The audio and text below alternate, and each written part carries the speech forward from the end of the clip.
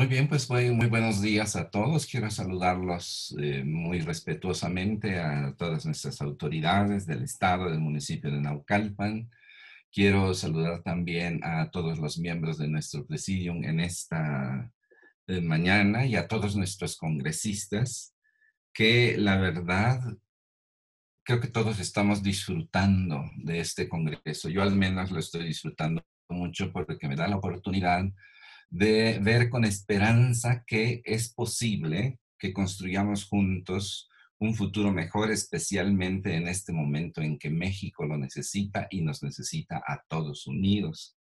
Quiero agradecer a la licenciada Alexis Santos su gentil introducción, que en realidad me encantó y se lo agradezco mucho, licenciada, porque creo que ha tocado puntos esenciales y le agradezco su participación.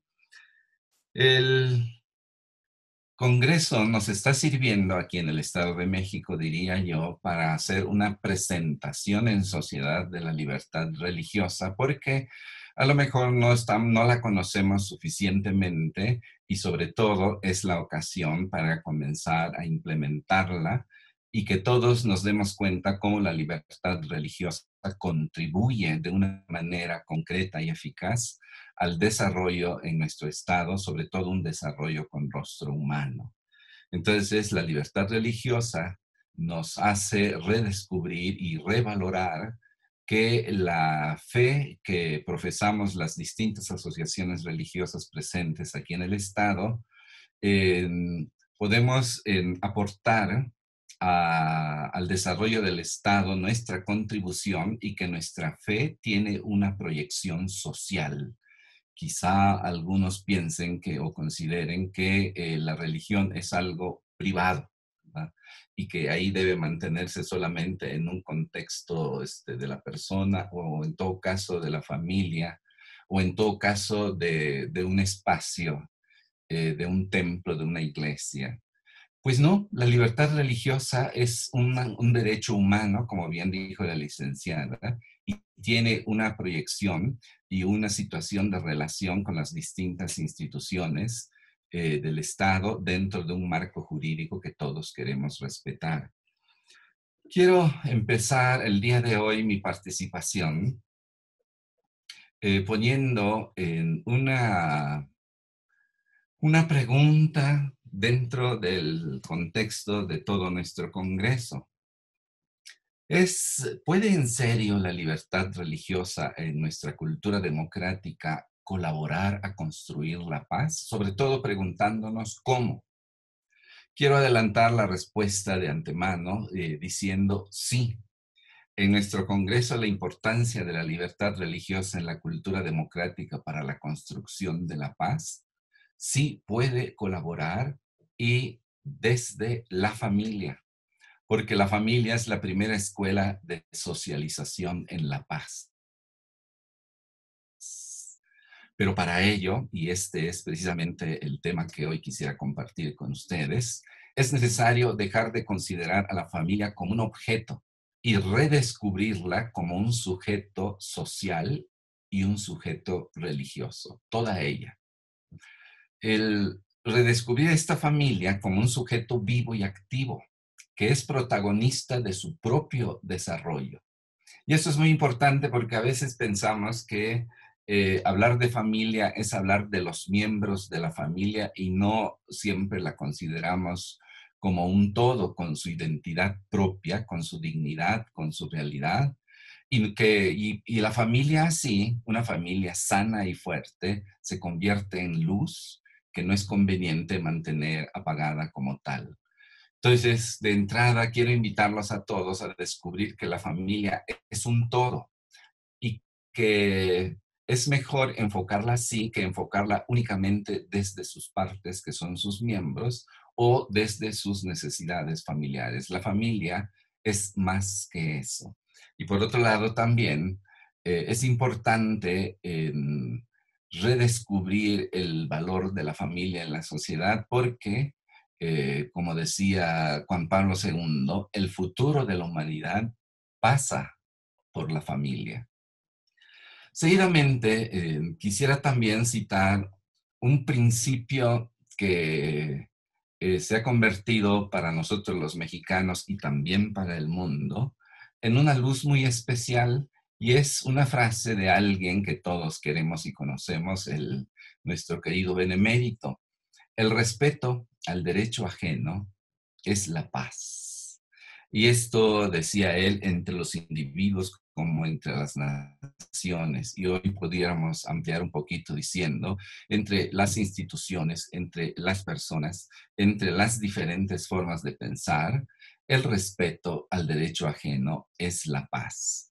Y esto lo planteo aquí precisamente para invitar a crear juntos, desde luego con la guía y coordinación de nuestras autoridades, una gobernanza incluyente, en donde el Estado, la sociedad civil, las instituciones, las asociaciones religiosas, la realidad del mercado, la realidad económica, se integren para buscar juntos una amistad social. Ciertamente pensamos de maneras diferentes, pero esto nos puede enriquecer si buscamos una forma de unirnos para buscar metas comunes. Esto ayuda y abunda a la libertad en general y a la libertad religiosa en particular. Esta búsqueda dialogante del bienestar de todos, teniendo como denominador común a la misma familia, buscar una mejor convivencia humana en la justicia y un desarrollo con rostro y corazón humanos, que no sea solamente un desarrollo económico en donde haya mucho dinero, sino sobre todo un desarrollo con un rostro humano, donde las familias, las personas en las familias puedan aspirar y lograr la felicidad que todos anhelamos. Esto nos llevaría también a una renovada conciencia de que los derechos humanos son un límite al poder del Estado y que la libertad religiosa es uno de esos derechos que hay que implementar para ayudar al Estado a no caer en un totalitarismo o que no se genere también una especie de religión política que compita con las demás religiones y sea hostil a ellas. Después de este principio, quiero proponerles también, así de una manera coloquial, la propuesta de un nuevo refrán. Dime cómo está la familia y te diré cómo está la nación. ¿Qué les parece? Este refrán en realidad es una forma de introducir que es necesario que generemos una nueva cultura de conocimiento, de reconocimiento mutuo, de diálogo y respeto, y sobre todo una desinvisibilización de la familia y de las asociaciones religiosas en la vida del Estado de México, que sean reconocidas como protagonistas e interlocutores históricos en el diálogo social. Pues ciertamente hay una innegable relación causa-efecto recíproca. Hay enfermedades familiares y también enfermedades sociales que se influyen e interactúan. Quiero invitarlos a considerar que el solo hecho que se pueda realizar este congreso en el que estamos ahorita participando, en donde están presentes las instituciones del gobierno, las asociaciones religiosas, la sociedad civil, estoy seguro que nos dice que ha llegado el momento de replantear y detonar para bien de todos un renovado proceso de relación, de diálogo y de colaboración desde la verdad, desde el respeto y el compromiso. Y todos tenemos como denominador común que nos ayude a encontrar esta unidad, la familia, pero comprendida como un sujeto en su dinámica, en sus recursos y en su resiliencia propios. Termino esta primera parte invitando también a considerar desde este momento que estamos viviendo que la pandemia y la crisis generalizada que ha provocado, nos da también la oportunidad y la convocatoria, la responsabilidad de considerar en este Congreso las cosas que quizá históricamente no hemos estado haciendo adecuadamente, y al mismo tiempo nos plantea el desafío de cambiar sin miedo, con valentía, con apertura, con respeto, y llegar a sanar cualquier herida que se haya dado en las relaciones históricas. Este es un momento muy importante en ese sentido. Yo quisiera también decirles que desde las asociaciones religiosas que conformamos el Consejo Interreligioso del Estado de México, queremos aportar a la sociedad, a las instituciones, la sabiduría milenaria que custodian las asociaciones religiosas, con amor y con bondad para todos. Queremos ofrecer nuestro servicio a la comunidad en la verdad y que sea como una luz para el bien. No queremos imponer nuestras doctrinas a nadie, sino más bien atraer, y por eso también en este contexto de la libertad religiosa queremos vivir una experiencia de libertad en la sociedad para que no se nos imponga también estilos o modos de vida, de pensar contra los principios de nuestra fe. Es momento, diría yo, de que todos los actores sociales nos unamos para bien de todos. Paso a tocar un siguiente punto que me parece también muy actual, en torno a la familia como concretización de la sociedad y de la religión. Porque tanto la religión como la sociedad corremos el peligro de quedar como ideas abstractas o una serie de buenas intenciones si no se aterriza en algo concreto, natural y obligado que es la familia. Por eso, a la familia tenemos que aprender a reconsiderarla como el gran sujeto religioso y social. Es la célula viva, viviente, tanto de la sociedad como de cada una de nuestras asociaciones religiosas. Esta institución, por su misma naturaleza, es previa a la sociedad y al Estado. Y ella es clave de lectura de toda la existencia de las personas. Por eso hoy quisiera invitarlos a considerar a la familia como un sujeto. Es decir, no atomizarla, no fraccionarla, no ignorarla o ser indiferente a ella, porque se puede llegar a hablar de los miembros de la familia, los niños, las mujeres, los ancianos, o sus necesidades, el trabajo, la pobreza, pero no de la familia en sí.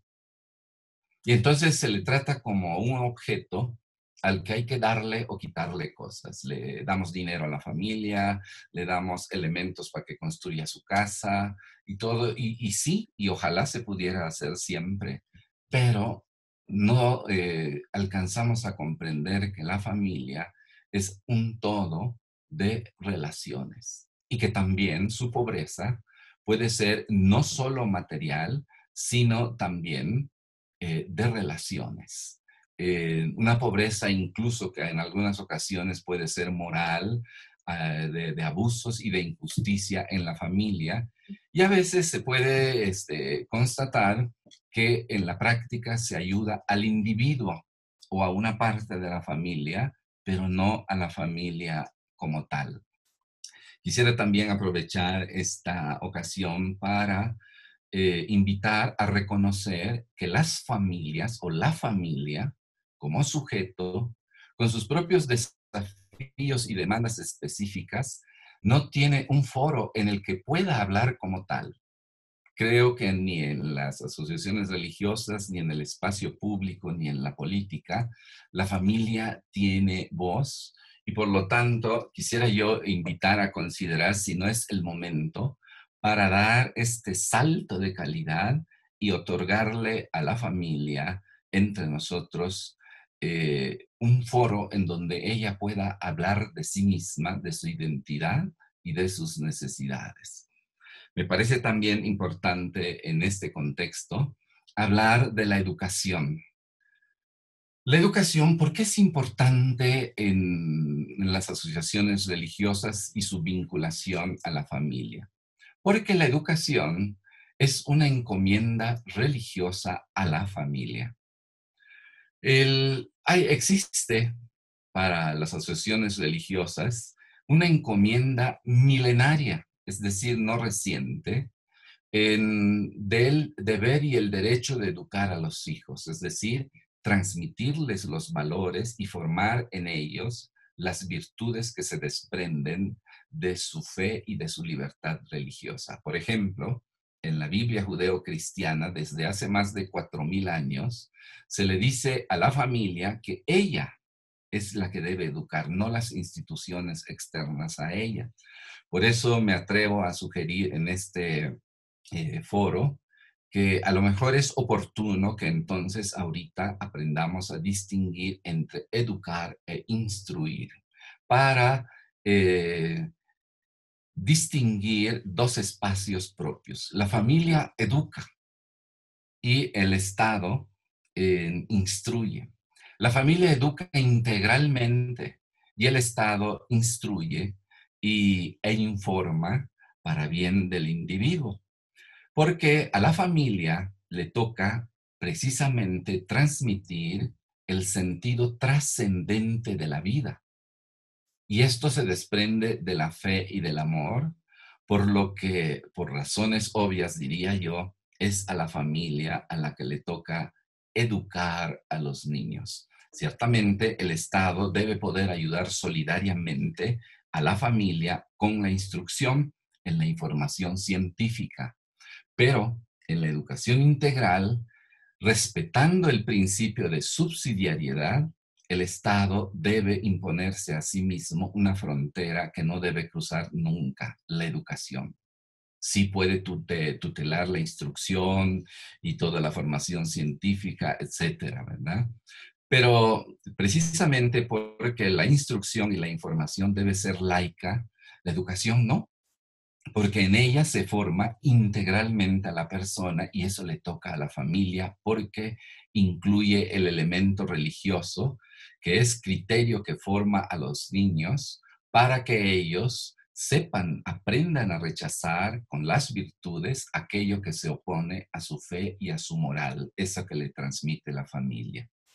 Entonces, tanto el Estado como las mismas asociaciones religiosas debemos comprometernos en ayudar a la familia respetando este principio social de subsidiariedad. Por ejemplo, a veces da tristeza saber que en un salón de la escuela, ya sea pública o privada, alguien se burle, ridiculice o niegue los principios de fe de los niños, porque esto sería un abuso y una violencia contra ellos y contra la familia. La misma Constitución lo reconoce así ya desde el artículo primero, ¿no? La familia, precisamente por ser una institución natural, es una persona moral y hay que promover esto para que eh, sea respetada como eso, como una microsociedad autónoma e independiente del Estado en el sentido de la educación. Y por otro lado también, y esto es algo que a mí me parece fundamental, los niños todavía fisiológicamente no llegan a la maduración del lóbulo frontal, que es donde ya maduros se pueden ponderar las propuestas. Y entonces es una violencia infantil querer proponerles estilos o modelos de vida, pensamiento o acciones que ameritan discernimiento y una decisión no solamente bien informada, sino bien formada. Y eso es precisamente lo que le tocaría a la familia. Por otro lado, ¿cómo ve a la familia las asociaciones religiosas? Para nosotros no hay varios tipos de familia, sino uno solo, el que nos ha sido revelado por fe. Pero ciertamente este único modelo puede pasar por diversas situaciones, unas sanas y bellas y otras pues muy dolorosas y lamentables, y que hay que saber también y poder ayudar. Por eso entonces, en este contexto que estamos creando con nuestro Congreso de la Libertad Religiosa, creo que es oportuno pedir a la sociedad, al Estado, a las autoridades, a todos, con humildad y sinceridad, que comprendan que nuestra fe nos da la convicción de una realidad antropológica del matrimonio, de la familia y la certeza del hecho de la vida de un individuo humano desde la fecundación.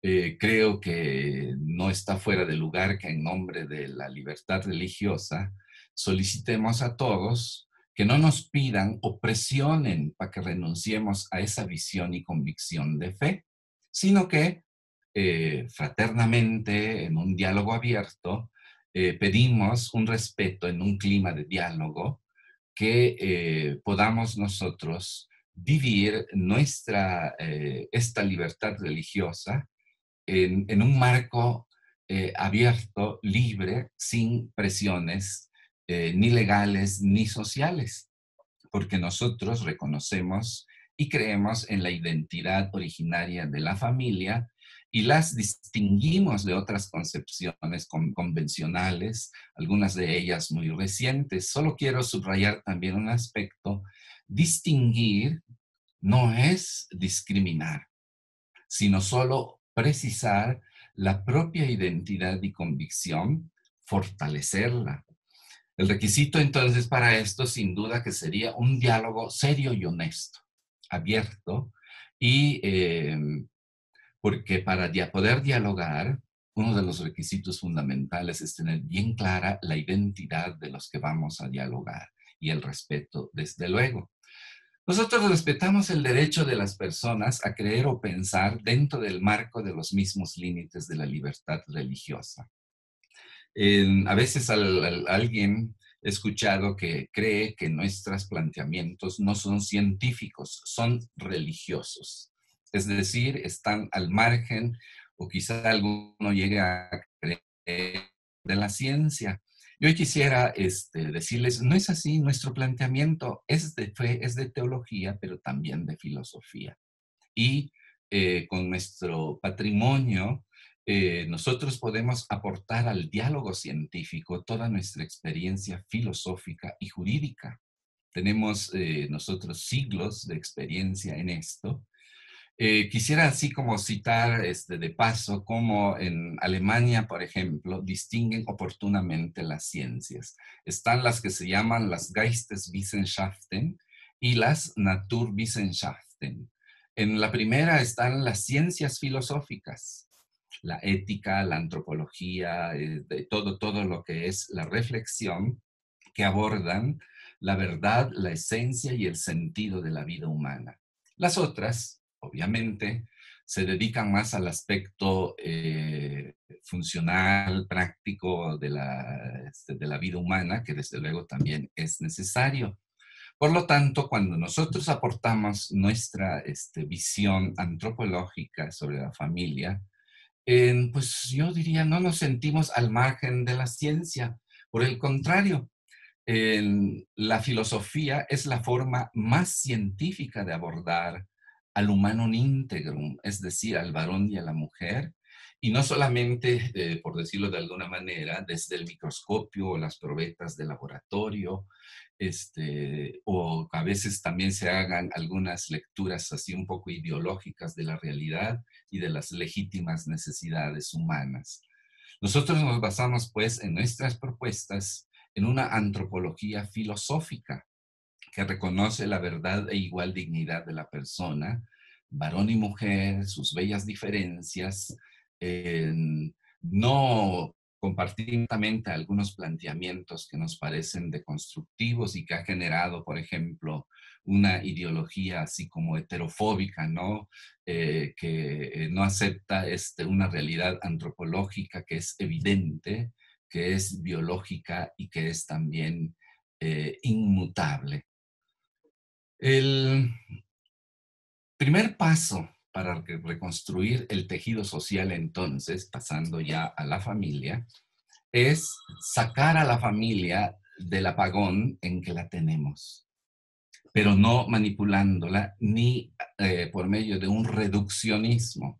Vamos a darle dinero, vamos a darle materiales, vamos a darle, no sé, el piso de la casa a una familia. Hay que hacerlo, desde luego, y si se puede con todas, qué bueno. Pero sobre todo hay que darle a la familia su lugar, su identidad originaria. Y para eso también las asociaciones religiosas podemos aportar mucho. Por otro lado, nosotros consideramos que el enfrentamiento entre natura y cultura es a veces es artificial, sino que lo que se necesita más bien es un espíritu de diálogo. Para nosotros, una conciencia bien formada en la religión, en la libertad religiosa, reconoce que la obediencia a Dios es límite de obediencia al Estado. Y esto, pues, no es ni una conspiración o rebeldía, sino más bien la virtud de la coherencia. Hay que obedecer a Dios antes que los hombres y para esto tenemos que ser libres de hacerlo. Precisamente, este es el ser religioso del que se desprende la dimensión ético-deontológica del deber ser, como el licenciado Mauricio nos expuso brillantemente en la ocasión pasada, y el Estado pues debe garantizarme este derecho a ser libre para obedecer a Dios, como de hecho lo hace la Constitución misma, y todo esto dentro de un contexto de la verdad, porque la base de los derechos humanos pues es la dignidad del hombre. Y por esto mismo, no cualquier situación que se llame derecho puede ser un derecho humano si no está fundado en una realidad antropológica. Porque incluso podemos ver cómo un exceso de derechos podría llevar hasta la destrucción del mismo derecho o al derecho, es lo que se llama ahora, al derecho niquilista del hombre, a negarse a sí mismo, como parece que está sucediendo con estas propuestas del transhumanismo que ahora van surgiendo en el horizonte.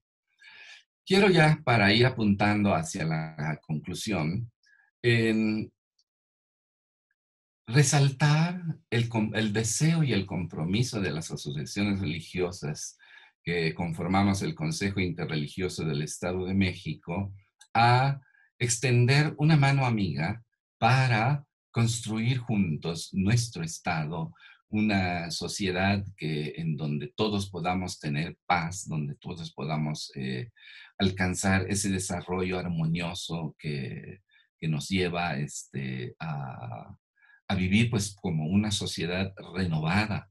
Y esto se necesita pues más que nunca ahora que como sociedad todos estamos enfrentando un desafío muy importante. Coincidimos en el fundamento del Estado laico. El Estado debe ser laico. No podemos, válgase la expresión, arreligionar al Estado, pero tampoco estatalizar a las religiones y en este caso también a la educación.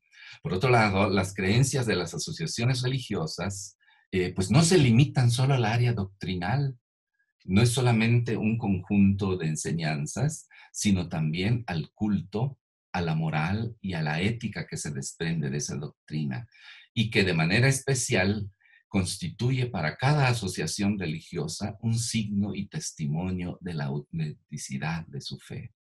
La libertad religiosa protege todo esto, debe poder protegerlo. Vivir así, entonces, lleva a las asociaciones religiosas a entrar en contacto con lo social y como protagonistas históricos, activos, como interlocutores dinámicos y también corresponsables con todas las personas e instituciones de la sociedad para la construcción del México que queremos y desde luego con respeto al marco legal y al bien común.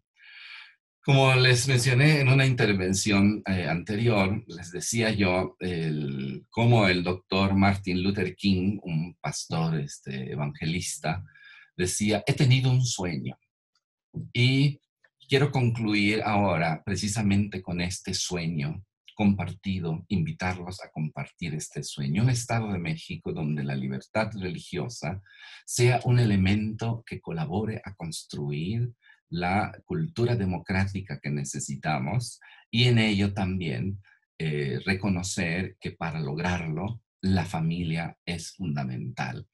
Entonces, fortalecer la libertad religiosa, que de hecho es la piedra miliar de todos los derechos humanos y su núcleo más fundamental, porque protege la libertad de conciencia en materia religiosa de cualquier coacción y de la índole que sea. Termino haciendo 4 propuestas concretas en clave de familia para fortalecer la subjetividad de la familia, es decir, la familia considerada como un todo, como una persona moral, si valga la expresión, porque no conviene que la atomicemos. Primero, quiero proponer aquí en el foro a nuestras autoridades, a la sociedad, el discernimiento y creación de una política pública familiar y estructural, que incluya un alto perfil de libertad religiosa y encuentre un punto que concilie, y esto es fundamental, yo lo subrayaría mucho, que concilie actividad laboral y vida familiar. Hay veces que el trabajo, el transporte, las limitaciones destruyen la vida familiar y eso lastima a la familia. Una política pública familiar estructural que ponga a la familia en el centro del desarrollo, es decir, una política con prospectiva familiar, que se ponga una meta familiar y desde esa meta vayamos todos construyendo una sociedad en donde la familia, como un todo, como un sujeto activo, sea considerado. Segunda propuesta, quiero, para evitar así enfrentamientos o polarizaciones, etcétera, distinguir entre la educación y la instrucción. ¿Por qué? Porque si confundimos el término y tanto lo institucional y la familia quieren abarcar la educación, quizá no podamos superar este desafío, pero si distinguimos educación integral y la instrucción, podemos entonces poner un primer piso firme para lograr una armonía entre todos y no necesariamente una polarización. Por eso queremos proponer y solicitar también tanto a la Secretaría de Gobernación, de Educación, de Salud, que nos vean, no, que respetemos este derecho que tienen los padres a educar, ¿no? Y también, ¿por qué no pedirle a la CONAPRED que vele para que nuestro derecho a la libertad religiosa y su aplicación concreta y coherente a favor de la familia como sujeto social y sujeto religioso no sea discriminado ni agraviado por nadie?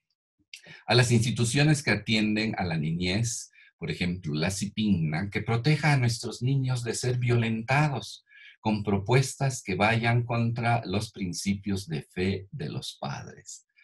Propongo también la institución de un observatorio estatal de libertad religiosa que aporte los datos que necesitamos para impulsar la libertad religiosa en nuestro Estado, promover los auténticos derechos humanos y la aplicación de la Constitución en la materia y el respeto de la libertad religiosa y los derechos de las asociaciones religiosas como forma de construir la paz, como decía el Benemérito, bajo el principio de la responsabilidad y corresponsabilidad ciudadana. Y finalmente, también me permito plantear como sugerencia la elaboración, la difusión y la observancia de una Carta Estatal de los Derechos y Deberes de la Familia.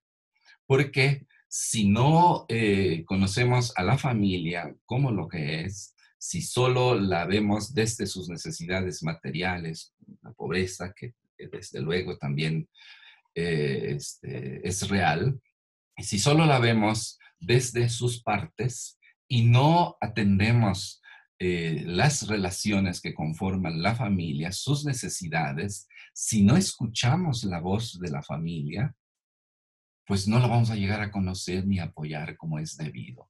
Entonces, agradeciendo la oportunidad que me han dado de compartir con ustedes esta reflexión, el- creo que es el momento oportuno para que recuperemos y volvamos a encender la luz de la familia, valorándola como un sujeto religioso y como un sujeto social. Muchísimas gracias a todos por su atención.